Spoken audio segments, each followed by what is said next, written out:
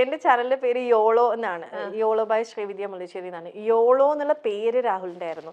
അപ്പൊ first എന്തിടണമെന്ന് ആലോചിച്ചിരിക്കുമ്പോഴാണ് rap song ഇറക്കണേ. എന്നെ കൊണ്ട് ഒരിക്കലും പാടാൻ പറ്റില്ല എന്നുള്ളത് എനിക്കറിയാം. എന്നെ കൊണ്ട് പാടിപ്പിച്ചിട്ട് ഇറക്കണ അവനാണ്. അപ്പം കഷ്ടപ്പെട്ടു. അതെ അതെ. അയ്യോ, സ്റ്റുഡിയോയിൽ ഇരുന്നിട്ടുണ്ടല്ലോ. ശരിക്കും നിങ്ങളുടെ ഈ ഒരു എൻഗേജ്മെന്റ് നടന്നിട്ടാണ് ഇപ്പൊ ഒരു 1 ഇയർ കഴിഞ്ഞിരിക്കുന്നത്. അതിന് മുമ്പേ ശരിക്കും നിങ്ങൾ ഇപ്പൊ എത്ര നാളെ നിങ്ങൾ തമ്മിൽ ഒരു റിലേഷനിലേക്ക് വന്നിട്ട് ഇപ്പൊ എത്ര വർഷമായിട്ടുണ്ടാവും? 6 years ആവുന്നു. 6 years? എവിടുന്ന് കൊളുത്തി? തിരുവനന്തപുരംകാരൻ, കാസർഗോഡുകാരി? ഞങ്ങളിവിടെ കൊച്ചിയിൽ വെച്ചാണ് കാണുന്നത്. ഇല്ല, വളരെ ആക്ഷനിലായിട്ട് കണ്ടതാണ് ഞങ്ങള്. വളരെ യാദൃശികമായിട്ട് ഞാൻ വേറൊരു പരിപാടിക്ക് പോകുന്നതിനിടയിൽ ഈ പറഞ്ഞ പോലെ അവിടുത്തെ ലോബിയിൽ വെച്ച് കാണുകയും അതെ അതെ അതെ ഏറെക്കുറെ എനിക്കല്ലായിരുന്നു. അപ്പൊ ഞാൻ എപ്പോഴാ പിന്നെ അതൊക്കെ സെറ്റാക്കിയത്? സെറ്റാക്കി എനിക്ക് ആദ്യത്തെ ഭയങ്കര ബുദ്ധിമുട്ടായിരുന്നു. ലൈക്ക് ഇങ്ങനെ സ്റ്റെയർ ചെയ്ത് നോക്കാതെ ഭയങ്കര ബുദ്ധിമുട്ടായിരുന്നു. സ്റ്റെയറിംഗ് അല്ലായിരുന്നു, ഇടയ്ക്കിടയ്ക്ക്. അപ്പൊ അത് കഴിഞ്ഞ് പിന്നെ ഞങ്ങൾ ഓൾറെഡി ഫേസ്ബുക്ക് ഫ്രണ്ട്സ് ആയിരുന്നു. അത് ഞങ്ങൾക്ക് അറിയില്ലായിരുന്നു, രണ്ടുപേർക്കും അറിയില്ലായിരുന്നു. അതായത് നമ്മൾ ഈ ഇൻഡസ്ട്രിയിലുള്ള ആൾക്കാരെ റിക്വസ്റ്റ് അയക്കുമ്പോൾ അത് അക്സെപ്റ്റ് ചെയ്യും. അങ്ങനെ ആയിരിക്കണമല്ല, എന്റെ സ്ക്രീൻഷോട്ട് എനിക്കറിയാം പിന്നെ റിക്വസ്റ്റ് വരുന്നത്.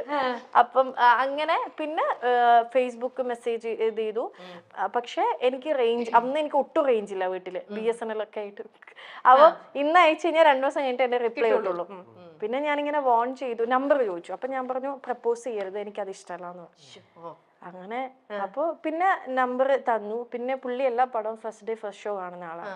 ഞാനാണെങ്കിൽ എന്റെ വീട്ടിൽ അങ്ങനെ സിനിമയ്ക്ക് കൊണ്ടുപോവേ ഇല്ല. അപ്പൊ ഈ സിനിമ പ്രാന്ത് ഉള്ളതുകൊണ്ട് എനിക്ക് കഥകൾ പറഞ്ഞു തരുന്ന രാഹുലാണ്. അല്ല, പ്രപ്പോസ് ചെയ്യില്ലെന്ന് എനിക്ക് ഒരു ഇത് കോൺഫിഡൻസ് കിട്ടിയതിന് ശേഷമാണ് നമ്പർ കൊടുത്തത്. പിന്നെ ഫ്രണ്ട്സ് ആയി. ഇഷ്ടമല്ല, ലൈക്ക് ഇതല്ല, എന്താണ്, പ്രണയം തുടങ്ങിയിട്ടില്ല. എന്നിട്ട് പിന്നെ കഥകൾ നമ്പർ പിന്നെ കൊടുത്തു ഞാൻ. എന്നിട്ട് ഞാൻ പറയും നമ്പർ തരാം, പക്ഷേ ഇല്ല. എന്നിട്ട് വേറൊരു കാര്യം കൂടെ ഞാൻ പറഞ്ഞു, നമ്പർ തരാം പക്ഷെ ഇങ്ങനെ പ്രപ്പോസലൊക്കെ ആണെങ്കിൽ ഞാൻ ബ്ലോക്ക് ചെയ്യും. അതും കൂടെ ഞാൻ പറഞ്ഞു. എന്നിട്ടാണ് നമ്പർ കൊടുത്തത്. ബ്ലോക്ക് ചെയ്യാൻ പറ്റില്ല, അയച്ച മെസ്സേജ് ഇട്ട് 2 ദിവസം കഴിഞ്ഞിട്ടാ. പിന്നെ ഈ സിനിമാ കഥകൾ അറിയാൻ വേണ്ടി വിളിച്ചു തുടങ്ങി. ഈ നന്നായിട്ട് കഥ പറയാൻ പറ്റും. അതില് ഭയങ്കര മിടുക്കനാണ്. ഒരു ഇൻസിഡന്റ് തന്നെ ശരിക്കും ലൈഫില് നല്ലത് ചീത്തയായിട്ടുള്ള എത്രയൊക്കെ കഥകൾ കേട്ടിട്ടുണ്ടാവും അറിയോ? അവന്റെ കഥകൾ തന്നെ ഇഷ്ടം പോലെ കേട്ടു. അല്ല, ഇനിയിപ്പൊ കേൾക്കാനിരിക്കുന്നതേ ഉള്ളൂ. ലൈഫ് ഒരുമിച്ചൊക്കെ നിങ്ങളുടെ ജേണി തുടങ്ങിയിട്ടല്ലേ ഉള്ളൂ. ഇനി എന്തൊക്കെ കള്ളക്കഥകളും ഇങ്ങനെയുള്ളവരുണ്ടല്ലോ, ഇൻസ്റ്റന്റ് ആയിരിക്കും. നിങ്ങൾ എവിടെയാന്ന് ചോദിച്ചു കഴിഞ്ഞാൽ അവരുടെ ഭാഗത്തുനിന്ന് കഥ മേക്ക് ചെയ്ത് വരിക. അല്ലല്ല, എന്റെ ഭർത്താവും ഇതുപോലെ തന്നെ ഒരു ഡയറക്ട് ചെയ്തിട്ടുണ്ട്. അപ്പം കഥ എഴുതാൻ ഉള്ള ആൾക്കാർ എന്റെ മോൾക്കും അതേ ഒരു ഇത് കിട്ടിയിട്ടുണ്ട്. നമ്മൾ പറയും ഇൻസ്റ്റന്റ് ആയിട്ടേ പിന്നെന്താന്നൊന്ന് ചോദിച്ചാൽ മതി, അവിടുന്ന് അങ്ങ് പൊയ്ക്കോളും കഥ, ഇങ്ങനെ വന്നോണ്ടേയിരിക്കും. എന്നിട്ട് രാഹുലിന് എപ്പോഴാ തോന്നി അല്ലല്ല ഇദ്ദേഹം വിട്ടു തരുന്നില്ലല്ലോ, ഇദ്ദേഹം വിട്ടു തരുന്നില്ല. അതെനിക്ക് ഉറപ്പായിരുന്നു. അത് നമ്മളൊരു സെൽഫ് കോൺഫിഡൻസ് ഉണ്ടല്ലോ എന്തായാലും. പക്ഷെ എന്ത് പറഞ്ഞ അവസാനം അങ്ങ് ഫ്ലാറ്റ് ആക്കിയത്? ഒന്ന് പറയൂ രാഹുൽ, കേക്കട്ടെ. എന്തിനാണ് ലാസ്റ്റ് ഫ്ലാറ്റ്? നേരത്തെ അവള് പറഞ്ഞ പോലെ തന്നെ ഞാനൊരു കഥ ഉണ്ടാക്കി, അത്രേ ഉള്ളൂ. അത് എന്ത് കഥയാ? ബ്രേക്കപ്പ്, ലാസ്റ്റ് ബ്രേക്കപ്പിന്റെ കഥ. ഞാൻ വിശ്വസിച്ചു. അതിലൊരു 30-40% സത്യമായിരുന്നു. ബാക്കി 60 ഞാൻ എന്റെ കയ്യിൽ നിന്നിട്ട് ഒരു കഥ. അതല്ല, ഞാൻ വീണു. ഞാൻ വിരിച്ചൊരു പാവ മനുഷ്യൻ. അപ്പൊ അതില് പെണ്ണ് എന്നെ ഇട്ടിട്ട് പോയി എന്നുള്ള രീതിയിൽ ഞാൻ ഇങ്ങനെ ഡൗൺ ആയി. സഹായിക്കൂ, എന്നെ മാനസികമായി സഹായിക്കൂ പ്ലീസ്, സപ്പോർട്ട് ചെയ്യൂ, എന്നെ സപ്പോർട്ട്. അയ്യോ, ആണോ? എങ്ങനെ വിളിക്കണേ? നന്ദൂന്ന്. ആണോ? അന്നേ വിളിച്ചിരുന്നത് ആ പേരാണോ? ആണ്. കാരണം ഇവന്റെ അമ്മ അത്യാവശ്യം എന്റെ അടുത്ത് കമ്പനി ആയിരുന്നു. അപ്പൊ ഇപ്പഴും ഞാൻ പപ്പാമ്മന്ന് വിളിക്കുക. പപ്പാമ്മ നന്ദൂന്നാണ് വിളിക്കുക. അവന്റെ ഫ്രണ്ട്സ് മൊത്തം നന്ദൂന്നാ വിളിക്കുക. ആണ്. നാട്ടിലും വീട്ടിലൊക്കെ നന്ദുവാണ്. ഞാൻ ചിന്നുവാണ്. ലൈക്ക് അപ്പൊ പിന്നെ നമ്മൾ അങ്ങനെ തന്നെ വിളിക്കാൻ തുടങ്ങി. എന്നെ ക്ലോസ് ആയിട്ടുള്ള എല്ലാരും ചിന്നുന്നാ വിളിക്കുക. അങ്ങനെ തന്നെ നാട്ടില് ഫ്ലെക്സ് നന്ദു. അവന്റെ വട്ടം പേര്. അത് ഇത്രയും നാളായിട്ട് മാറിയിട്ടില്ല എന്നുള്ളതാ. ഈ ഇടയ്ക്ക് പോലും ഞാൻ ഈ പറഞ്ഞ പോലെ എന്റെ ഒരു ബ്രദർ ഉണ്ട്, വർഷങ്ങളായിട്ടോ. അപ്പം ഈ ഇടയ്ക്ക് പോലും ഞാൻ ഈ പറഞ്ഞ പോലെ പുള്ളിയുടെ ഫോൺ എന്റെ അടുത്തിരിപ്പുണ്ടായിരുന്നു. എന്തോ കാര്യത്തിന് ഞാനിങ്ങനെ കോൾ ചെയ്യാൻ എന്തിനാ പറഞ്ഞാൽ നോക്കുമ്പോ ഇപ്പോഴും ഈ ഫ്ലെക്സ് നന്ദു എന്നാണ്. ഫ്ലെക്സ് എന്ന് പറഞ്ഞാൽ എന്താ അറിയാലോ? എന്താ നമ്മുടെ ഫ്ലെക്സ്, ഹോർഡിങ്സ് ഫ്ലെക്സ്. നിങ്ങളുടെ അടുത്ത് ഒരു കാര്യം പറഞ്ഞാൽ ഏകദേശം നാട്ടുകാരെ മുഴുവൻ അതുപോലെ അറിയിക്കുന്നത് അല്ല കൊണ്ടാണ്. അല്ല അല്ല ഒരിക്കലും ഇത് ഞാൻ ഏകദേശം ഒരു 6th 7th പഠിക്കുന്ന മുതല് ഞങ്ങളുടെ ചെമ്പകശ്ശേരി എന്ന് പറഞ്ഞൊരു സ്ഥലം. അപ്പം ആ ടൈമിൽ ഈ വിജയ് ഫാൻസ് എന്ന് പറയുന്നത് വളരെ എന്താ പറയാ ഭയങ്കരമായിട്ട് ഇങ്ങനെ കേരളത്തിലോട്ട് ഇങ്ങനെ കൂടിക്കൊണ്ട് വന്നുകൊണ്ടിരുന്ന ഒരു സമയമാണ്. വിജയ് എന്ന് പറയുന്ന ഒരു ആള് വരികയും ഞാൻ കടുത്ത വിജയ് ആരാധകനായിരുന്നു. അപ്പം ഞാനന്ന് 6th 7th എന്തോണ് എനിക്ക് എൻ്റെ ഓർമ്മ ശരിയാണെങ്കിൽ. അപ്പം ഞാനും എൻ്റെ ഒരു സുഹൃത്തും കൂടെ ചേർന്നിട്ട് ഞങ്ങളൊരു ഫാൻസ് അസോസിയേഷൻ സ്റ്റാർട്ട് ചെയ്തു. അപ്പം ജംഗ്ഷനിൽ ഏറ്റവും കൂടുതൽ ഫ്ലെക്സ് വയ്ക്കുന്നത് ഞങ്ങളാണ്.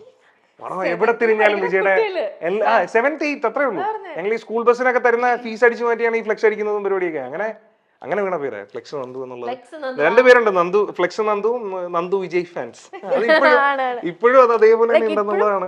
വിജയ് ഫാനാണ് എല്ലാ വിജയ് പടം. ഫ്ലെക്സ് അടിക്കാറില്ല, വിജയ് ഫാനാണ്. അല്ലാതെ തന്നെ വിജയ് ഫാനായിട്ട് പോകണം.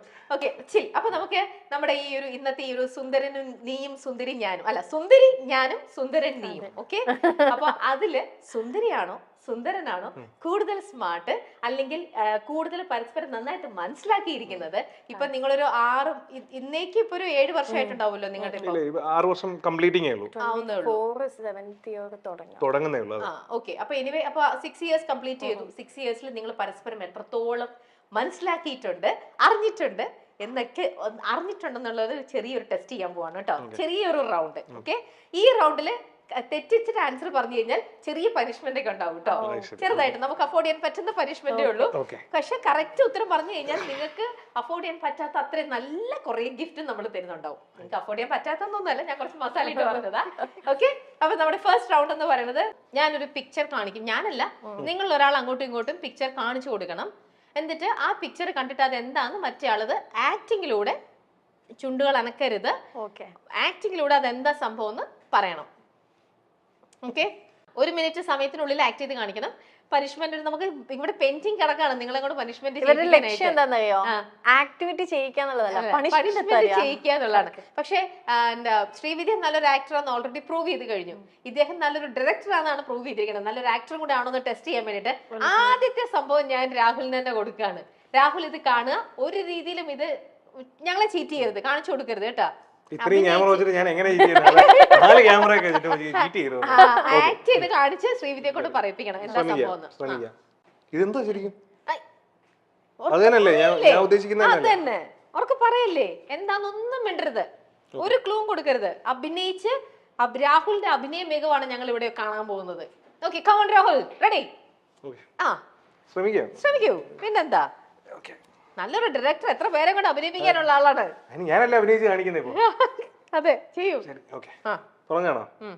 തുടങ്ങിക്കോ. തിന്ന സാധനം എന്ത് പെട്ടെന്നാ? അയ്യോ, ഇങ്ങനെ ഒഴുകി ഒഴുകി നിൽക്കും. അങ്ങനെ ഒഴുകുന്ന ഒരു സാധനം. പാനീയമാണോ? പാടുന്നതാണോ? പാടുന്നത്, ഒഴുകി ഒഴുകിയ. ഇതൊരു പഴത്തിന്റെ പേരാണ്. എന്ത് പെട്ടെന്ന് ആ ഷേപ്പിൽ നിൽക്കുന്ന ഒനിയനാണോ? ഒനിയൻ പഴമല്ലേ, ആപ്പിൾ ആണോ? എനിക്ക് മനസ്സിലായില്ല. നീ ഇങ്ങനെ ചോദിച്ചാൽ ഞാൻ എന്ത് പറയും? പെട്ടെന്ന് ആൻസർ ചെയ്യാം. രാഹുൽ കറക്റ്റ് ആയിട്ട് തിന്നുന്ന സമൂസയാണോ? മനസ്സിലായിട്ടില്ല. തിന്നുന്ന സമൂസ.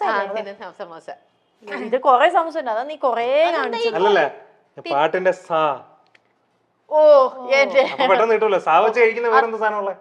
സാരി കഴിച്ചൂടെ? കഴിക്കുന്നല്ലോ, അക്ഷരം വെച്ച് പിടിക്കണം. സ്പ്ലിറ്റ് ചെയ്യാണെന്ന് കേട്ടോ അർത്ഥം. രാഹുൽ അത്യാവശ്യം കുഴപ്പമില്ലാണ്ട് അത് ചെയ്യിപ്പിച്ചിട്ടുണ്ട്. ഞാൻ കണ്ടു മാറ്റി വെച്ചു. മനസ്സിലായി, എങ്ങനെയാണെങ്കിലും മനസ്സിലാവും. ഓക്കെ, ഇത് പറഞ്ഞില്ലെങ്കിൽ ഇവിടെ നമ്മളിപ്പോ ഇറക്കി വിടും. മിണ്ടരുത്, മിണ്ടാൻ പറ്റില്ല.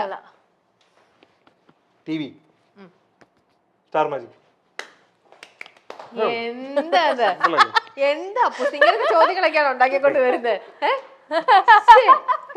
ഇനി അടുത്തത് വീണ്ടും ശ്രീവിദ്യയുടെ ടേൺ ആണല്ലോ. ഞാൻ പിടിക്കാം. ശ്രീവിദ്യ പിടിക്കുക, രാഹുൽ പറയാ.